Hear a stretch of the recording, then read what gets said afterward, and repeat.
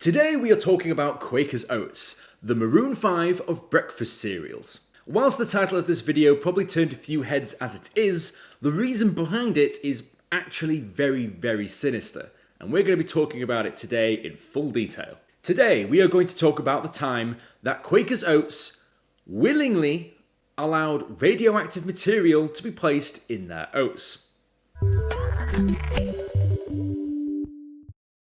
Hello! Welcome to Brainspill, the laziest show on the internet. My name is Tank, and I'm just going to start this video out by saying that this was recorded back in the 1940s and 1950s, meaning that Quaker's Oats, as far as I'm aware, don't store their oats inside a nuclear reactor. So I'm pretty sure there's no nuclear material in the oats you buy in supermarkets. Don't sue me. After you've heard this story in full, just be glad that people don't think like this anymore, that people aren't doing these despicable practices. This is certainly one for the history books. The Fernald School in 1949 was a school for the mentally impaired and for children who'd been abandoned by their parents. It went by another name at the time, which just goes to show the time that we are talking about, known as the Massachusetts School for the Feeble-Minded. Just terrible. Absolutely terrible. The school would soon be called out for a number of abuse allegations, bullying, and in some cases, even forced labour. But this school also seemed like a good place, according to those that ran it, an ideal location to conduct some very underhanded and certainly outdated experiments on these poor and unknowing children. This is where today's story kicks off. So, if you're a child at this school, things can't be that great, particularly with the amount of allegations that would be made against them in the coming years. However, one of the perks of being part of the science club is not only are you part of the science club, and that's pretty cool in itself, but by being part of the club, the children actually had a lot of perks as a result of it. They would basically be able to get free tickets to the Boston Red Sox games, they'd get free gifts, free Disney merchandise, and best of all, they got free breakfast pretty much every day. And that breakfast was, of course, oats. More specifically, Quaker's Oats. That's right, the blander than bland breakfast that everybody loves. Now, compare all that to what I said earlier on in the video. This must be a pretty attractive prospect for anybody that wants to get some nice treats, some nice surprises, some free tickets for Boston Red Sox, all the jam. It's these sorts of things that want to make you feel special, make you feel included, make you feel like you're getting something for nothing. But the reality was, this wasn't always the case. The troubling truth behind this was that the actual cereal that the children were being given was part of the experiment, as the oats were laced with radioactive material. Yes, that's right. The one catch about the free meals was that the oatmeal was laced with these radioactive traces. Robert Harris, a professor of nutrition at the Massachusetts Institute of Technology, led 3 different experiments involving 74 children at the school aged 10 to 17 years of age.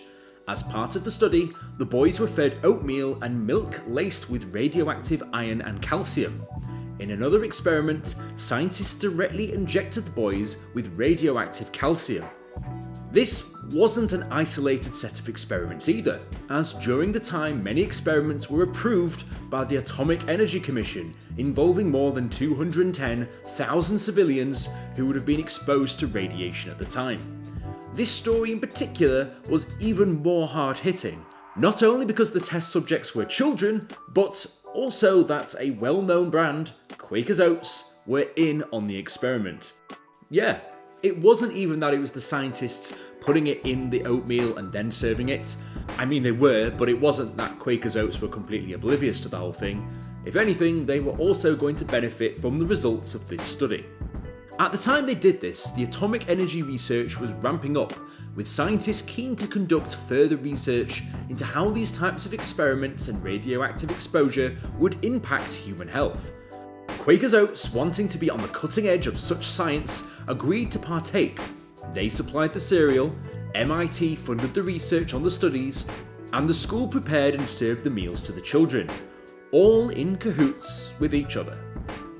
The other reason that Quaker's Oats wanted to be involved in this study was due to their rather unique position in the market at the time. Oats were now becoming a staple of every man's diet, with families being told under new government-backed dietary advice that oatmeal had the ideal whole grain needed for the nutrition of any hard-working or growing individual. The studies would effectively tell Quakers Oats how effective iron and calcium absorption would be, and the radioactive atoms could be measured for their decay to determine what chemical reactions were happening in the body. So yeah, I can understand solely from a research perspective why they'd want to know this, because these things are important so they know how their food is broken down, but then you've got to remember that you're serving radioactive laced materials to children, and then you should probably feel terrible about yourself. Science Club just ain't that cool after all, folks. As you might imagine, the children that were being fed this cereal for God knows how long had no idea that this was even happening. They were eating this oatmeal thinking that it was just part of a free meal. But as a matter of fact, they were actually an integral part of this study amongst many different groups of people. And unfortunately, they probably had this for quite some time. As a matter of fact, these children didn't know they had this cereal laced with radioactive traces for 4 decades after having it. Yes, children who had been fed radioactive materials without them knowing would only discover this even happened well into their adulthood. This is just ridiculous.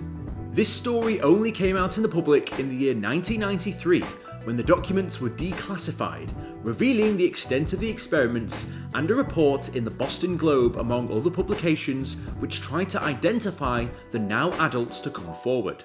Just 2 years later, a lawsuit would be lodged against Quakers Oats, and if the decision to be involved in such an underhanded experiment was fueled by their business interests.